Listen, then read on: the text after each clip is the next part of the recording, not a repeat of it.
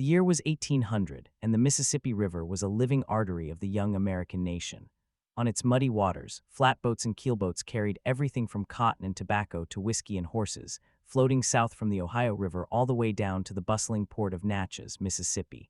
But here is the thing about that journey. It was a one-way trip. Once a boat reached Natchez, the current was too strong to fight back upstream. So the boatmen sold their vessels for lumber, sold their cargo, and then faced a brutal choice. They could either stay in Natchez, a rough and rowdy frontier town, or they could walk home. And for hundreds of miles, that walk was a wilderness. The path they took was not a road at first. It was a trace, a faint network of animal trails and Native American footpaths that snaked through dense forests, across swamps, and over rolling hills. It linked Natchez in the southwest corner of what would become the state of Mississippi to Nashville in Tennessee, a distance of roughly 440 miles. The Choctaw and Chickasaw peoples had used these trails for centuries, moving between their villages and hunting grounds. But once the boatmen began tramping north in large numbers, something shifted. That network of trails became the Natchez Trace, and in time it would become the road that changed the Mississippi River region forever. Imagine the scene in Natchez around 1800. The waterfront was a chaos of shouting, trading, and gambling. Men who had spent weeks or months floating downriver suddenly had pockets full of cash and no way to get home except by foot. They banded together for safety, forming groups sometimes 50 or 100 strong. They carried rifles, knives, and a few supplies, and they set off on the trace, a narrow dirt path barely wide enough for two men to walk side by side. The journey took 5 to 6 weeks, and it was dangerous. There were bears, panthers, and snakes. There were also bandits, the infamous highwaymen of the trace, who preyed on the tired, loaded-down travelers. And there was the constant threat of disease, especially malaria and yellow fever, which could strike a man down in the middle of the woods with no help for miles. But the trace was also a lifeline. As more and more men walked it, the path widened. Enterprising settlers built stands, which were rustic inns and supply posts, along the route. These stands offered food, shelter, and a place to swap stories. They became the first settlements in the deep interior of the Mississippi Territory. The trace was the thread that stitched together the region, connecting the river economy of the South to the landlocked interior of the North. Without it, the Mississippi River region might have remained a patchwork of isolated river towns. With it, a corridor of migration, trade, and communication opened up. Now you might ask, why did this road matter so much? Because the Mississippi River region was defined by the river itself. Cities like New Orleans, Baton Rouge, and Natchez grew rich on river traffic, but the river was a one-dimensional highway. It carried goods south, but it could not carry people or goods north against the current, not until the age of steamboats began around 1815. So for the first 2 decades of the 19th century, the Natchez Trace was the only overland route connecting the lower Mississippi Valley to the eastern United States and the Ohio Valley. It was the road that allowed people, information, and money to flow in both directions. Consider the economic impact. The boatmen who walked the trace carried more than just their own weight. They carried news, letters, and banknotes. They carried silver and gold. They brought the wealth of the Mississippi cotton frontier back to the banks and markets of Nashville and beyond, and they brought goods north that were too valuable to leave behind. Within a few years, the trace became a postal route, too. The United States government contracted with riders to carry mail from Nashville to Natchez, and the trace was the only practical route. That mail service tied the distant river settlements to the national government and to the rest of the country. It made the region feel less remote, more connected. The trace also changed the region by driving settlement. As the trace improved, it attracted not just boatmen but families moving west. Pioneers loaded their belongings onto packhorses or into crude carts and trudged south along the trace, looking for land in the newly opened Mississippi Territory. The United States had pushed the Choctaw and Chickasaw to cede large areas of their homelands through treaties in the early 1800s, and the trace was the highway that brought white settlers into those lands. That is a heavy truth. The road that brought opportunity for some brought displacement and tragedy for others. The Native American communities that had maintained the trace for generations were pushed off their ancestral territories, and the trace itself became a symbol of their loss. But the road kept growing. By 1810, the Natchez Trace was wide enough for wagons. The federal government recognized its importance and began funding improvements. Soldiers from the United States Army cut down trees, built bridges over creeks, and drained swamps. The trace became a military road, used during the War of 1812 to move troops and supplies. General Andrew Jackson marched his army down the Trace to New Orleans for the famous battle in 1815. That campaign made Jackson a national hero, and the Trace made the campaign possible. After the war, Jackson's popularity helped fuel the expansion of the Cotton Kingdom, and the Trace was the main artery for that expansion. As the years passed, the steamboat changed everything. By the 1820s, steamboats could churn upstream against the current, making the river a two-way highway. The need for the Trace as a return path for boatmen declined sharply. The Natchez Trace gradually fell into disuse. Parts of it were swallowed by forests. Settlements along it shrank or vanished. By the Civil War, the Trace was a shadow of what it had been, but its impact remained. The Trace had established a pattern of settlement, a network of communities, and a connection between the river and the interior that shaped the region for generations. So the road that changed the Mississippi River region was not a grand paved highway. It was a dirt trail, muddy in spring, dusty in summer, and frozen in winter. It was walked by thousands of grimy, tired men and a smaller number of hopeful families. It was policed by bandits and blessed by preachers. It was the lifeline of a frontier. And though it faded from memory, its bones are still there, preserved today as the Natchez Trace Parkway, a scenic road that follows the old Trace for more than 400 miles. Driving it today, you see rolling hills, ancient oak trees, and small historical markers. You feel the distance, the quiet, the weight of history. But the story of that road is not just about geography. It is about people. Let me tell you about one of those people, a man named John.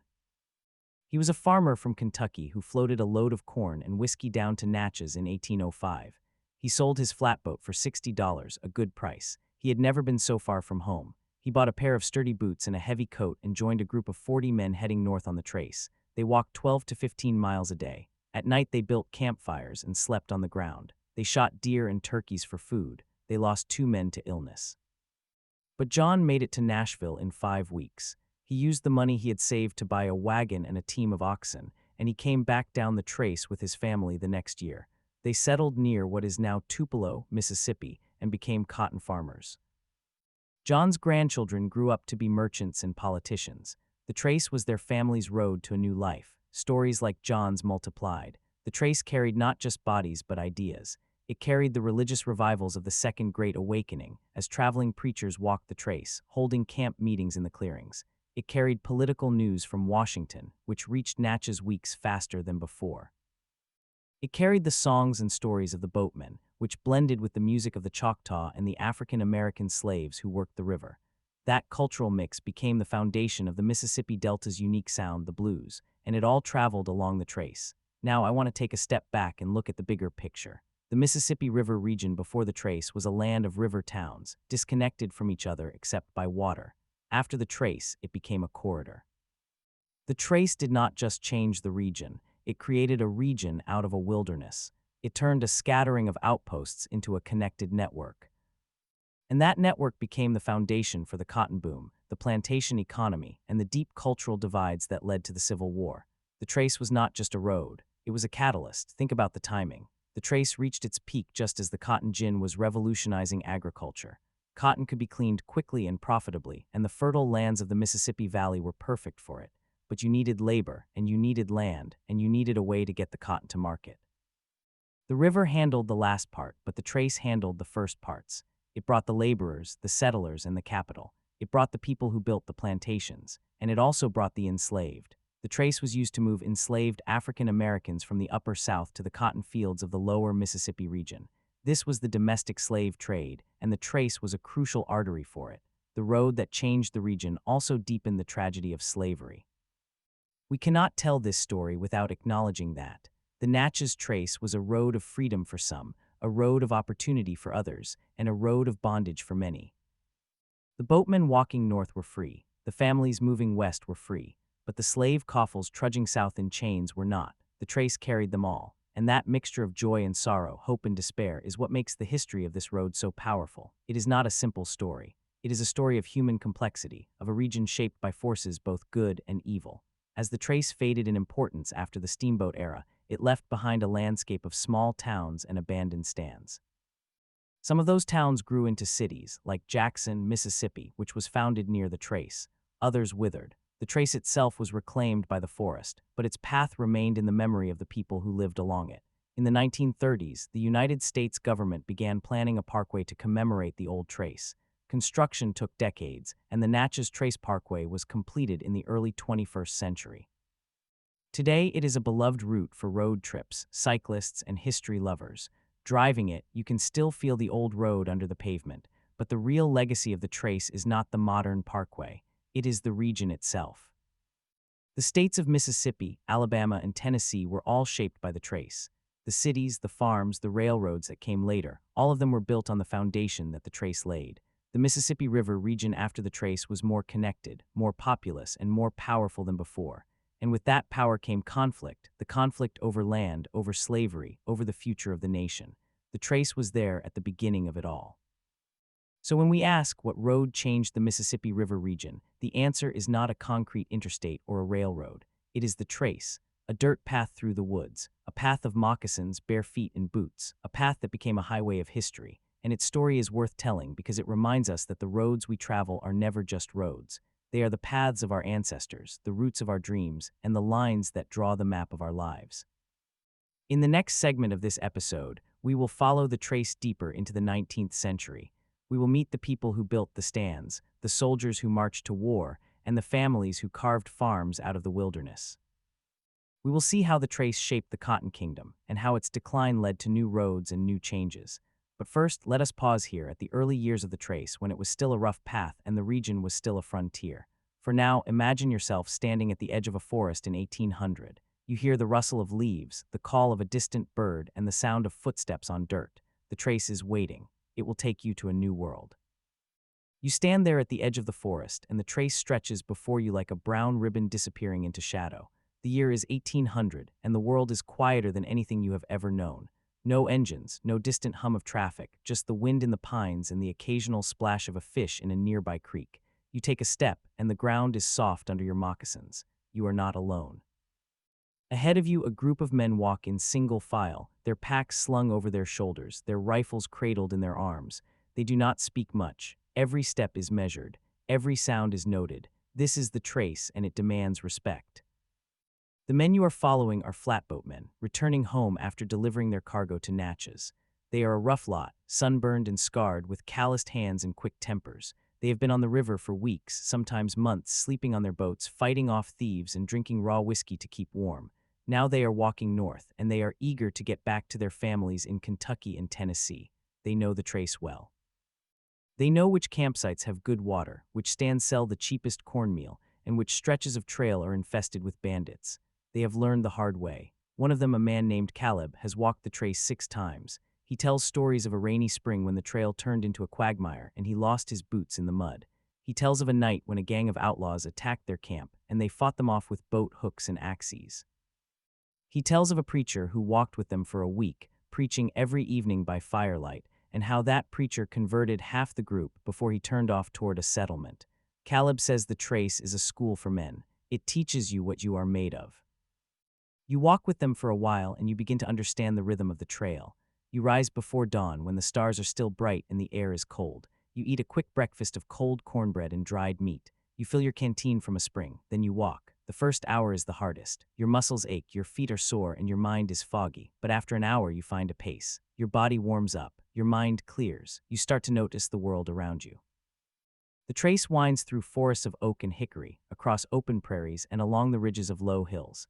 It crosses creeks on log bridges or fords them where the water is shallow. It passes abandoned cabins and new homesteads. It skirts the edges of Choctaw villages where you see women weaving baskets and children playing in the dirt. The Trace is a thread connecting all these worlds. By midday, you have covered maybe 8 miles. You stop at a stand for a meal. The stand is a log cabin with a porch and a sign that says Trading Post and Tavern. The owner is a man named Silas, a former boatman who got tired of walking and decided to settle. He sells whiskey, cornmeal, bacon, and blankets. He also rents a bed for the night, but most travelers prefer to sleep outside. Silas is a talker. He tells you about the time a famous outlaw stayed at his stand and tried to rob him. He says he kept a shotgun under the counter and the outlaw decided to move on. He tells you about the boatmen who come through, loud and drunk, and the families traveling west, quiet and scared. He says the Trace brings all kinds. Some are good, some are bad, and most are just trying to get by. After the meal, you walk again. The afternoon sun is hot and the dust rises from the trail in little puffs.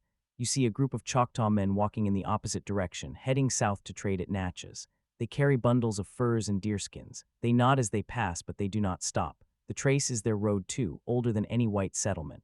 They have used it for centuries, long before the boatmen came. They know the best paths, the best hunting grounds, the best places to camp. They watch the newcomers with a mixture of curiosity and wariness. The trace is changing, and they know that change will not always be kind to them. As the sun begins to sink, you reach a camp. The men you are with start a fire. They gather wood, strike a flint, and soon there is a blaze. They cook a stew of squirrel and wild onions. They pass around a jug of whiskey. They tell stories and jokes. One man sings a song about a river boat and a girl he left behind. The firelight flickers on their faces, and for a moment you feel a sense of belonging. This is the Trace community, a tribe of strangers bound together by the road. Tomorrow, some will go one way, some another. But tonight they are together. You lie down on your blanket and look up at the stars. They are so bright here, away from any town. The sky is a dome of light, and the Milky Way is a river of silver. You think about the road you have traveled and the road ahead. You think about the region you are helping to shape. The Mississippi River region is more than a geography. It is a story, and you are walking through it. The Trace in these early years is not just a path for boatmen. It is a highway for preachers, politicians, and peddlers. It is a pipeline for goods and ideas. In 1801, a young preacher named James McGrady walked the Trace from North Carolina to Mississippi. He had a fire in his bones. He held camp meetings along the way, sometimes drawing crowds of hundreds. He preached about sin and salvation, about the end of the world and the beginning of grace. People wept, shouted, and fell to the ground. The Trace carried that revival like a wildfire. By the time McGrady reached Natchez, the religious fervor had spread across the whole region. Churches sprouted up in settlements that had never had them before. The Trace became a road of faith. In 1803, the Trace carried a different kind of traveler. A man named Meriwether Lewis passed through on his way to Washington after the Corps of Discovery expedition. He was famous now, but he walked the Trace like any other man. He stopped at stands, talked to boatmen, and slept on the ground. He wrote in his journal about the beauty of the land and the roughness of the people. He also noted the dangers. Near the Tennessee River, he saw the remains of a camp where travelers had been attacked. He wrote, "The Trace is a road of many perils." He was right. The perils were real. Bandits operated along the Trace, preying on lone travelers in small groups. The most notorious was a man named Samuel Mason, a former Revolutionary War soldier turned outlaw. He led a gang that robbed and murdered along the Trace from about 1797 to 1803. They would hide in the woods, wait for a group of boatmen, and then spring out with guns and knives. They took money, goods, and sometimes lives. Mason was finally killed by his own men, but his legend lived on. Travelers told stories of his ghost haunting a stretch of the Trace near the Tennessee border. The fear of bandits made people travel in groups, and it made the Trace a place of vigilance. You never let your guard down, but the Trace was also a road of commerce. In the early 1800s, the flow of goods along the Trace was astonishing.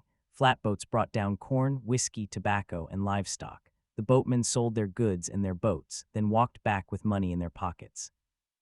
They bought supplies at the stands and traded stories. Some of them decided to stay. They married local women, cleared land, and started farms. They became the settlers who built the region. The Trace was the conduit for that migration. Without it, the settlement of the Mississippi interior would have been much slower. One such settler was a woman named Eliza. She came down the Trace in 1810 with her husband and 3 children. She was from Virginia, and she had never been away from home before. The journey took 6 weeks. She walked most of the way, carrying her youngest child in a sling. Her husband drove a wagon loaded with their possessions: a bed, a chest of clothes, a plow, a sack of seed corn. They crossed rivers on ferries and slept under the stars. Eliza kept a diary. She wrote about the beauty of the land, the kindness of strangers, and the fear of the unknown. She wrote about the day they reached their new home, a plot of land near the Trace in what is now Mississippi. She wrote, "We have come to a wilderness, but it is our wilderness. We will make it bloom." And they did. Within 10 years, their farm was producing cotton. They owned slaves, and the shadow of that ownership hangs over her diary entries. She never mentions it directly, but the silences speak volumes. The Trace brought freedom for some and bondage for others, and that contradiction is woven into every mile. As the decades passed, the Trace continued to evolve. The War of 1812 brought soldiers marching along it, heading south to fight the British and the Creek Indians. General Andrew Jackson used the Trace to move troops and supplies. He knew the road well. He had walked it as a young lawyer and again as a slave trader. The Trace was part of his world, and he used it to build his career. After the war, Jackson became a hero, and the trace gained a new layer of myth. Travelers pointed out the places where Jackson had camped, where he had fought, where he had signed treaties. The trace became a road of legends, but the steamboat was coming, and the steamboat would change everything. By the 1820s, steamboats were plying the Mississippi in increasing numbers. They could travel upstream as easily as downstream. They were fast and reliable. They carried goods and passengers at a fraction of the cost of overland travel. The boatmen who had once walked the trace began to find other work. The stands that had served them closed one by one. The communities that had grown along the trace began to shrink. The trace fell into disuse, but it did not disappear. It lingered like a scar on the land, waiting to be remembered. In the 1830s, the federal government began a policy of Indian removal. The Choctaw, the Chickasaw, and other tribes were forced to leave their homelands and move west of the Mississippi. Some of them walked the old trace on their way to the Trail of Tears. They walked in chains, or they walked in sorrow. The trace carried them too, and the memory of that forced march is still alive in the oral traditions of the tribes. They call it the Road of Tears. The trace was not just a road of opportunity, it was a road of loss. By the 1840s, the trace was little more than a local road. Farmers used it to go to market, preachers used it to visit churches, but the grand era of the boatmen was over. The region had changed. The Mississippi River region had become a cotton kingdom, with vast plantations, a growing slave population, and a society built on inequality. The trace had helped create that society, and now it was being left behind. But the trace never fully died. In the 1890s, a group of historians and preservationists began to take an interest. They traced the old route, interviewed old-timers, and documented the remains of stands and campsites. They published articles and maps. They argued that the trace should be preserved as a historical landmark. It took decades, but their efforts eventually led to the creation of the Natchez Trace Parkway, a modern road that follows the old path. The parkway opened in stages, with the final segment completed in 2005. Today, you can drive it and see some of the same landscapes that the boatmen saw. You can hike segments of the original trace, where the ground is still worn down by generations of feet. You can stand at a historical marker and read about the men and women who passed that way. But the real story of the trace is not in the markers. It is in the soil, in the songs, in the DNA of the people who live along it. The trace is a cultural river flowing through time. It carries the stories of boatmen and slaves, of preachers and outlaws, of settlers and natives. It is a road of contradictions, a road of beauty and brutality, and it changed the Mississippi River region in ways that are still being felt today. So when you drive the Natchez Trace Parkway, or when you walk a segment of the old trace, think about what it means. Think about the thousands of feet that have touched that ground. Think about the hopes and fears that have traveled that path. The trace is not just a road. It is a testament to human endurance, human ambition, and human folly. It is the road that changed a region, and its story is far from over. In the next part of this episode, we will look deeper at the people who lived and worked along the trace. We will meet the stand keepers and the farmers, the slaves and the slave traders, the soldiers and the outlaws. We will explore how the trace shaped the culture of the Mississippi Delta, from religion to music to politics. We will see how the legacy of the trace persists in the modern world, in the roads we drive and the communities we call home. But for now, let us leave you with this image. A single file of men walking through the forest, their shadows long in the late afternoon light. They are walking north, carrying the weight of their lives on their backs. The trace stretches ahead of them, a ribbon of dirt and possibility. And behind them, the river flows, carrying the region into a new century. And so the river carried the region into a new century, but the trace remained, a quiet witness to all that had come before. The people who lived and worked along its path were not just travelers passing through. They were the very fabric of the road, woven into its dust and its memory. To understand the trace, you must meet them face to face, hear their voices, and feel the weight of their days. Consider the stand keepers, the men and women who ran the inns and taverns that dotted the trace every 10 or 12 miles. These were not grand establishments. They were rough cabins with a dirt floor, a fire pit, and a few bunks made of split logs covered with corn shucks. The stand keepers were often former boatmen themselves, men who had grown tired of the river and decided to plant roots. They knew the road because they had walked it. They knew the hunger of a traveler who had been on the trail for weeks, and they knew how to fill a belly with salt pork, cornbread, and whiskey. One such stand keeper was a man named John Murrell. He was not to be confused with the outlaw of the same name. This John Murrell ran a stand near the Tennessee River in the early 1800s. He was known for his hospitality and his stories. Travelers would sit around his fire and listen to him spin tales of river pirates and buried treasure. But Merle also had a darker side. He was a horse thief and a gambler, and some said he tipped off his outlaw friends when a wealthy traveler stopped at his stand. The Trace was full of men like that, men who lived on the edge between civilization and wilderness, between honesty and treachery. Then there were the women who ran the stands, women like Mary Ann Bailey. She took over her husband's stand after he died in an accident. She was a small woman with a sharp tongue and a fierce determination. She cooked, she cleaned, she settled fights, and she kept a loaded pistol under the counter. Travelers learned quickly not to cross her. Her stand became a gathering place for the local community, a place where news was exchanged and marriages were arranged. She was the backbone of the Trace, a symbol of the quiet strength that held the region together. But the Trace was also a road of slaves. Thousands of enslaved men, women, and children were marched along it in chains, bound for the cotton fields of the Deep South. They walked in coffles, linked together by iron collars and chains. They walked barefoot, their feet bleeding on the sharp rocks. They walked past the stands where free men ate and drank, and they were offered nothing but the dust of the road. The slave traders were among the most despised men on the Trace, but they were also among the most powerful. They bought and sold human beings the way other men bought and sold livestock. One of the most notorious was a man named Isaac Franklin. He was a partner in the largest slave trading firm in the South.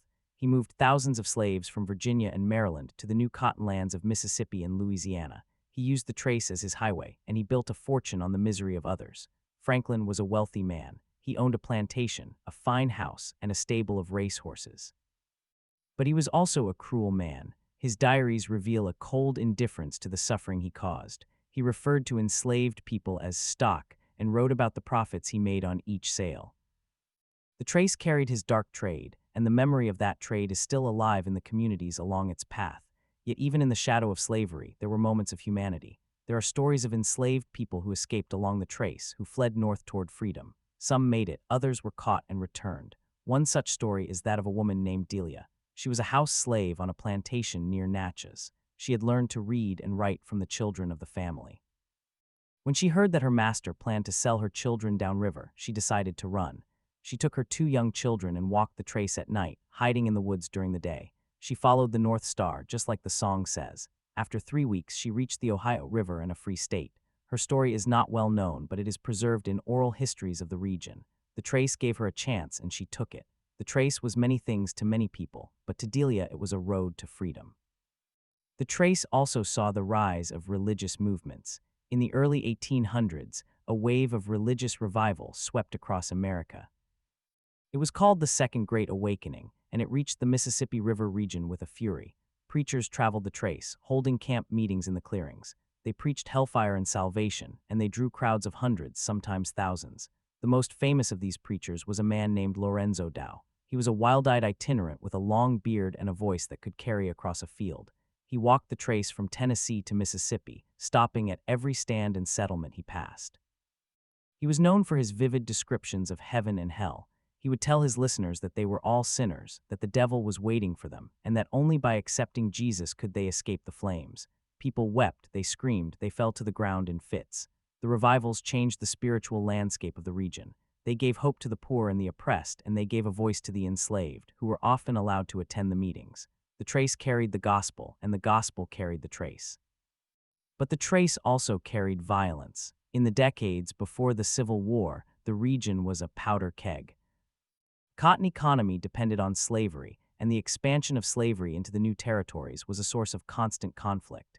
The Trace became a route for abolitionists who smuggled fugitive slaves to freedom. It also became a route for bounty hunters who pursued them. There were gunfights and ambushes, and the woods were full of men who would kill for a reward.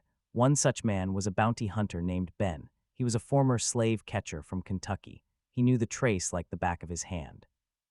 He tracked runaways by the smell of their fires, the sound of their footsteps, and the trail of broken twigs. He was ruthless and efficient, and he brought back dozens of escapees. But Ben also knew that the Trace was a two-way street. One night, as he slept in a stand, a group of abolitionists crept in and took his guns. They left him tied to a tree with a note pinned to his chest that said, "The road has turned on you." Ben survived, but he never hunted again. The Trace had its own justice. The Civil War came, and the Trace became a military road once more. Both Union and Confederate armies used it to move troops and supplies. In 1863, during the Vicksburg Campaign, Union General Ulysses S. Grant ordered his engineers to widen and improve sections of the trace to allow artillery and supply wagons to pass. The trace was a back road, but it was a strategic back road. The war brought destruction and suffering to the region. Plantations were burned, crops were destroyed, and thousands of people were displaced. The trace saw the flight of refugees, the march of prisoners, and the confusion of battle. After the war, the trace lay quiet, scarred by the conflict. The old stands were gone, the boatmen were gone, the slaves were free, and the world had changed. During Reconstruction, the trace became a symbol of hope and division. Freedmen used it to travel to new jobs, to find family members, to start new lives. But the trace also carried the Ku Klux Klan, who rode out from their hiding places to terrorize and murder. The road that had once carried commerce now carried fear. Yet even in those dark years, there were stories of resilience. A freedwoman named Sarah Jane used the trace to walk from Alabama to Mississippi, where she homesteaded a small piece of land. She raised cotton, she raised a family, and she lived to be 97. Her grandchildren remembered her sitting on her porch, watching the trace and telling stories of the old days. She said the trace had taught her that the only way forward was to keep walking, no matter what stood in your way. The 20th century brought the automobile, and the trace found a new purpose. In the early 1900s, a movement began to turn the old trail into a modern highway. The idea was to create a scenic road that would allow travelers to experience the beauty and history of the region.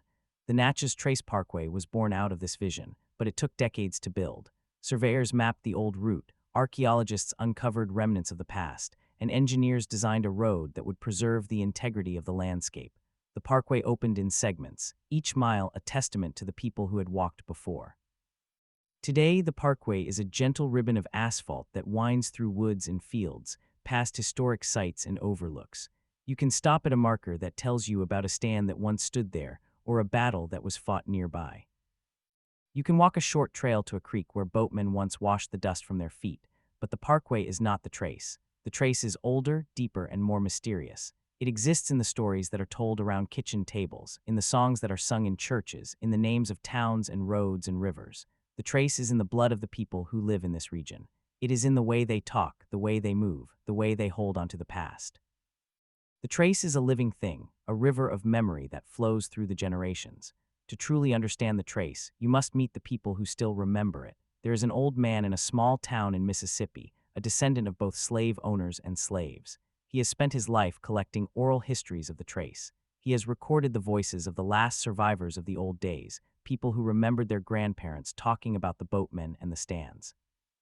He has a map on his wall, hand-drawn, with every stand and every spring marked. He will tell you that the trace is not a road at all. It is a conversation. It is a dialogue between the living and the dead. Every time a traveler walks the trace, they are stepping into that conversation, adding their own voice to the chorus.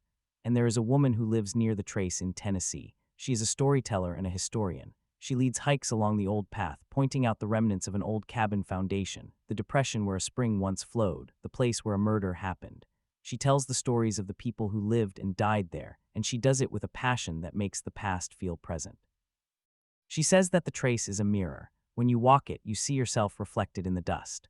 Are you a boatman seeking fortune? Are you a slave seeking freedom? Are you a soldier seeking glory? Or are you simply a traveler seeking a way home? The trace is all of these things and more. It is a road of dreams and nightmares, of prosperity and poverty, of hope and despair. It is the road that changed the Mississippi River region, but it did not do it alone. The people changed it. They walked it, they worked it, they fought over it, they loved along it. They left their mark in the soil, in the songs, in the DNA of the region. And they are still leaving that mark every time a new traveler sets foot on the old path. So let us keep walking. Let us follow the trace into the 20th century, into the civil rights movement, into the modern era. Let us see how the road that changed a region continues to change it, in ways both large and small. The trace is not just history. It is a living, breathing artery of the American South, and its story is still being written. The next time you drive down a rural road in Mississippi or Tennessee, look closely. You might be on the trace. You might be following in the footsteps of 100,000 souls. And if you listen carefully, you might hear their voices on the wind, telling you that the road goes on forever, and so do the stories. The civil rights movement of the 1950s and 60s turned the trace into a stage for the most profound drama of the American century. The region that the trace had helped to define, the region of cotton fields and sharecropper shacks, of Jim Crow laws and lynch mobs, became the epicenter of a struggle for justice that would shake the nation. The old trace, the footpath of slaves and the path of runaways, was now a highway for marchers and organizers. They came from the north and the south, from the cities and the countryside, walking along the paved roads that had replaced the old dirt trace. They walked in groups, singing freedom songs, their voices echoing through the same woods where the boatmen once shouted their warnings. The trace was no longer just a route for commerce or escape. It was now a road of conscience. The small towns along the trace became battlegrounds. In Mississippi, the town of Philadelphia, not far from the trace, was the site of the murder of 3 civil rights workers in 1964. James Chaney, Andrew Goodman, and Michael Schwerner were killed by Klansmen, their bodies buried in an earthen dam. The trace, as a symbol of the Old South, seemed to bear the weight of that atrocity. But the trace also carried the news of the murders, carried it along its length to the rest of the country and the world. The trace was the artery through which the blood of martyrs flowed, and it became a rallying cry. Marches were organized along the trace in some places as a way of reclaiming the road from the forces of hatred. The trace had been a road of suffering for centuries, but now it became a road of resistance. One of the most remarkable stories from that era involves a woman named Amelia. She was a teacher in a one-room schoolhouse in a town that sat right on the old trace route. Her grandparents had been enslaved. Her parents had been sharecroppers. She had walked the trace as a child to get to school, and she knew every bend and hollow. When the civil rights movement came to her county, she joined the Student Nonviolent Coordinating Committee. She helped organize voter registration drives, and she led groups of volunteers along the trace to remote communities where Black families still lived in fear. She told them that the trace had always been a road of freedom, that their ancestors had walked it to escape bondage, and now they must walk it to secure their rights.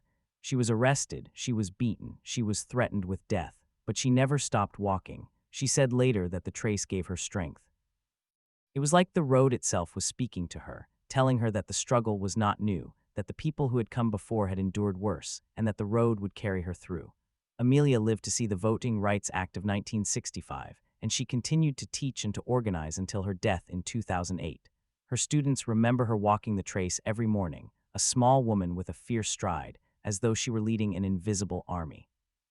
The trace also played a role in the freedom rides. In 1961, a group of interracial activists boarded buses in Washington, D.C., and headed south to challenge segregation in interstate travel. The buses followed routes that often paralleled the old trace, along the highways that had been built on its foundation. In Mississippi, the Freedom Riders were arrested and sent to the state penitentiary at Parchman. The trace itself was lined with billboards and signs that warned Black travelers to keep moving, not to stop, not to linger. But the trace was also a lifeline for the civil rights workers. It connected safe houses, churches, and meeting places. It allowed information to travel faster than the authorities could control. The trace was a network, a web of connections that had been woven over centuries, and it was now being used to weave a new fabric of equality. After the victories of the civil rights movement, the trace entered a period of quiet transformation. The Natchez Trace Parkway, which had been in development since the 1930s, was finally completed in the 1970s. The parkway became a national scenic byway, a place for tourists to experience the beauty of the region without the noise of commerce. But the parkway is a sanitized version of the trace. It is smooth and curated, with visitor centers and restrooms and interpretive signs. It tells a story, but it tells it from a distance. The real trace, the rough trace, the trace of mud and blood and tears, still exists in the minds of the people who live along it. They know that the parkway is not the trace. The trace is the dirt path that runs beside the parkway in some sections, overgrown and forgotten, but still there. It is the memory of a time when the road was the only connection between worlds. In the late 20th century, the trace became a symbol of the changing South. Economic development began to transform the region. The cotton plantations gave way to poultry farms, to casinos, to suburban sprawl. The old towns along the trace struggled to survive. Some dried up and blew away. Others reinvented themselves as tourist destinations, with antique shops and bed and breakfasts and Civil War reenactments. The trace was marketed as a heritage trail, a way to experience the authentic South. But authenticity is a complicated thing. The trace is authentic because it has been walked by millions of feet, each step leaving an invisible mark. But the experience of walking it today is filtered through the lens of nostalgia and commerce. You can buy a t-shirt that says "I survived the Natchez Trace." You can take a selfie at the historic marker. You can eat at a chain restaurant near the Parkway exit. The trace has been domesticated, but it has not been tamed. There are still places where you can feel the old trace. If you hike the wilderness sections of the Parkway, where the road narrows to a single lane and the trees press in from both sides, you can sense the long history. The air smells of damp earth and decaying leaves. The only sound is the wind in the pines and the distant cry of a hawk. In those moments, you are not just a modern traveler. You are a boatman from 1810, a soldier from 1863, a fugitive from 1850. The trace strips away the centuries and leaves you with the raw essence of the road. It is a humbling experience to walk where so many have walked, to realize that your own journey is just one more thread in an endless tapestry. In the 21st century, the trace has taken on new meanings. Environmentalists see it as a corridor for wildlife, a greenway that connects fragmented habitats. Historians see it as a living archive, a place where the past can be read in the landscape. Writers and artists see it as a muse, a source of inspiration for stories and songs and paintings. And the people who live along it see it as home, a ribbon of memory that ties them to their ancestors. The trace is not just a road. It is a repository of the American experience, a place where the grand themes of the nation have been played out at the scale of human feet. Consider the story of a man named Eldridge, a farmer in his 70s who lives in a small house just off the trace in Tennessee. His family has been on that land for 5 generations. He remembers his grandfather telling him about the old days when the trace was still used by locals, not by tourists. Grandfather would walk to town along the trace, a walk of 10 miles, carrying eggs and butter to sell. He would stop at a spring to rest, and he would talk to other travelers. Eldridge's grandfather knew the trace so well that he could tell you which trees had been struck by lightning, which stones had been moved, which streams had changed course. He said the trace was like a living being, breathing with the seasons. In the spring, it would fill with mud and water, and you had to be careful not to sink. In the fall, it would be covered with leaves, and you could lose your way if you were not paying attention. In the winter, it would be frozen, and the sound of footsteps would crack like gunshots. Eldridge's grandfather died in 1962 at the age of 93. He never saw the Parkway. But Eldridge says that the Parkway is a fine road, beautiful and safe, but it does not have the soul of the trace. The trace, he says, is the difference between reading a recipe and tasting the food. Eldridge has a collection of artifacts that he has found on his land: arrowheads and broken pottery from the Natchez people, horseshoes and buttons from the boatmen, musket balls from the Civil War, coins from the Reconstruction era. He keeps them in a wooden box, and he will show them to anyone who asks. He tells the story of each piece with a reverence that borders on religious. He says that the trace is a museum without walls, and that we are all just curators of the past. He worries that the trace will be forgotten, that the Parkway will become just another highway, and the stories will fade. But then he smiles, and he points to a young oak tree that has grown up beside the trace. He says that the trace will never be forgotten, because it is in the land itself. The land remembers. And as long as there are people who walk the land, the trace will be alive. The trace continues to change. Climate change is bringing more intense storms and floods, which erode the Parkway and the old paths. The natural environment that the trace passes through is shifting, with invasive species and changing temperatures. The trace is a living system, and like all living systems, it adapts. But the human connection to the trace is also evolving. In the age of GPS and smartphones, we have maps that can guide us anywhere. We no longer need the trace to find our way, but we still need it to find our place. The trace is a reminder that we are part of something larger than ourselves, a story that began long before we were born and will continue long after we are gone. At the end of the day, the trace is a metaphor for the American journey. It is a road that was born of necessity, shaped by violence, redeemed by hope, and preserved by memory. It is the road that changed the Mississippi River region, but it is also the road that changed everyone who has walked it. The trace does not belong to any one group or era. It belongs to all of us who have ever looked at a dirt path and wondered where it leads. It belongs to the boatmen who dreamed of fortune, the enslaved who dreamed of freedom, the soldiers who dreamed of glory, the civil rights workers who dreamed of justice, and the travelers who dream of connection. The trace is a dream made of earth and time, and it is still unfolding. So the next time you drive down a rural road in Mississippi or Tennessee, look closely. You might be on the trace. You might be following in the footsteps of 100,000 souls. And if you listen carefully, you might hear their voices on the wind, telling you that the road goes on forever, and so do the stories. And now, as we come to the end of our own journey along this old road, we can only say thank you to the trace for what it gave us. It gave us a way to understand the region, to understand ourselves, to understand the American experiment as a thing of flesh and blood and dust. The trace is not just a road, it is a teacher. It teaches us that we are all travelers, that we are all connected by the paths we walk, that the journey is the destination. And so, as the sun sets over the trace, casting long shadows across the pavement, we stop, we breathe, we listen. The wind still whispers. The stories still live, and the road, that ancient road, still calls us forward. And yet, for all its timelessness, the trace is not immune to the pressures of the modern world.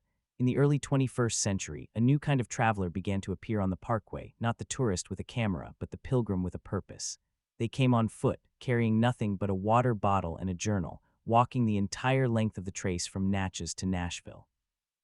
They called themselves through hikers, and they were following in the footsteps of the boatmen and the soldiers, but for reasons that had nothing to do with commerce or war. They were searching for something intangible. Some were grieving a loss, others were celebrating a new beginning. Many were simply trying to outrun the noise of their own lives. I met one of them near the cypress swamp, a woman named Rachel from Oregon. She had sold everything she owned, her car, her furniture, her house, and had come to the trace with nothing but a backpack and a pair of worn-out hiking boots. She told me that she had spent 15 years in a cubicle under fluorescent lights, and she had forgotten what it felt like to be tired in her bones.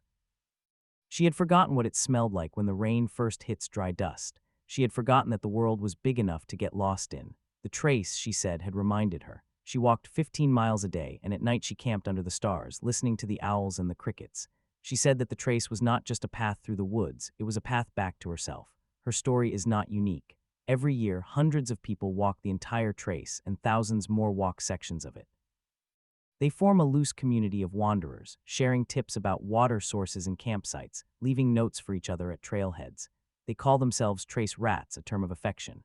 They know that the trace is not a wilderness trail. It crosses highways, passes through towns, runs alongside farms. But they also know that the trace has a rhythm that is different from the rhythm of the world. The trace demands that you slow down, that you pay attention. You cannot rush through it. The trace has no patience for haste. And so the trace continues to teach, even in an age of distraction. It teaches patience. It teaches humility. It teaches that the most important journeys are not measured in miles, but in moments. There is a spot on the trace in Alabama, near the Tennessee line, where the old roadbed is still visible beneath the trees. It is a shallow depression in the earth, no more than a foot deep, but it runs straight as an arrow through the forest, lined with massive oaks that were saplings when the trace was first rutted. A park ranger told me that those trees are called trace oaks, and they are hundreds of years old. They grew up alongside the road, shaped by the passage of travelers. Their branches reach out over the path like arms, creating a canopy that filters the light into a green glow. Standing there, you can almost hear the footfall of 1,000 generations. The trees have absorbed the echoes. The future of the trace is uncertain, as all futures are. The National Park Service struggles with budget cuts, with aging infrastructure, with the challenge of preserving a road that is also a living landscape. There are debates about whether to restore the old sunken sections or to let them grow over. There are arguments about how to balance access with preservation. But the trace, I think, will survive our debates. It will survive because it is built into the bones of the land. The trace is not a museum piece, it is a process. It changes with the seasons, with the climate, with the people who walk it. It will be whatever we need it to be, a path for pilgrims, a refuge for wildlife, a ribbon of dirt where the past and the present meet. In the end, the trace is a gift. It is a gift from the people who walked it before us, from the earth that holds their footprints, from the stories that cling to the soil like moss. It is a gift that asks nothing in return except that we continue to walk, to listen, to remember. And so, as the sun sets one last time over the trace, painting the sky in shades of amber and rose, we take a final step. We close our eyes, we feel the weight of the road beneath our feet, and we know that this road, this ancient road, is not just a road. It is a conversation that has been going on for 10,000 years, and we are part of it now. So go, walk the trace, not as a tourist but as a traveler. Let the red dirt fill your shoes. Let the cicadas sing you to sleep. Let the ghosts of boatmen and slaves and soldiers walk beside you. And when you reach the end, wherever that may be, turn around and look back. You will see not a road, but a story that begins with the first footstep and never ends. The trace is still calling. It will always call. And as long as there are feet to walk, hearts to hope, and minds to remember, the road that changed the Mississippi River region will keep changing us, one step at a time.